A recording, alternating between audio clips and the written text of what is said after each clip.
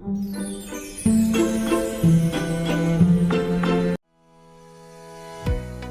လုတ်ကလည်းပိတ်တယ်ကလင်နာရလည်းပါအတီပတိမရှိမနေဘူးဆိုရင်ဘာလုပ်လို့ရလဲ sunrise ဟုတ်ပါတယ်ဒါကတော့အမနက်စောစောအိပ်ရထားနိုင်တဲ့လူတွေအတွက်တည်တံ့ပေါ့နော်မချိုကတော့တစ်နှစ်မှ2ခါလောက်ပဲ sunrise သွားကြည့်ပူပါတယ်နေပူလာပြီဆိုရင်တော့ recreation center ကိုရွှေ့ပိတ်ရက်တူတငယ်ချင်းရှိမယ်ဆိုရင်ဘီလီယက်ထိုးမလား10တောက်မလားဆော်လို့ရသေးတယ်မချိုလည်းဒီရောက်မှသူတို့တင်ပေးလို့ဘီလီယက်ထိုးတာတွေ10တောက်တာတွေလုတ်တက်လာတာပါဒါပေမဲ့ဘလောက်တင်ပေးပေး scale ကတော့ညနေတိုင်း0ပါမချိုလို့ကျင်သွားပြီးအီအောင်ဝါလုတ်ချင်တဲ့သူတွေအတွက်ဂျင်ရုံးလေးလည်းရှိပါသေးတယ်ဒါကတော့ဝန်ထမ်းတွေအားလုံးအတွက်ပါအီအောင်ဝါဟိုမတင်မှာဖိုတိုရိုက်ပြီးရင်ပြန်လာတာပါပဲ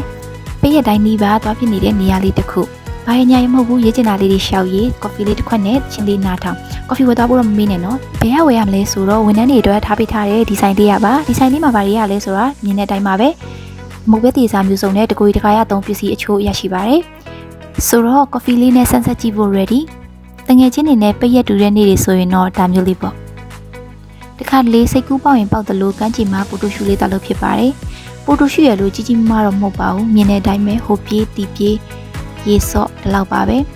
ဝန်ထမ်းကန်းကြီးကကြောက်ခဲအရမ်းများတာဆိုတော့ရေကူးလို့တော့မရပါဘူးဒီတိုင်းပဲလင်းကြီးလေးခံလမ်းလေးရှောက်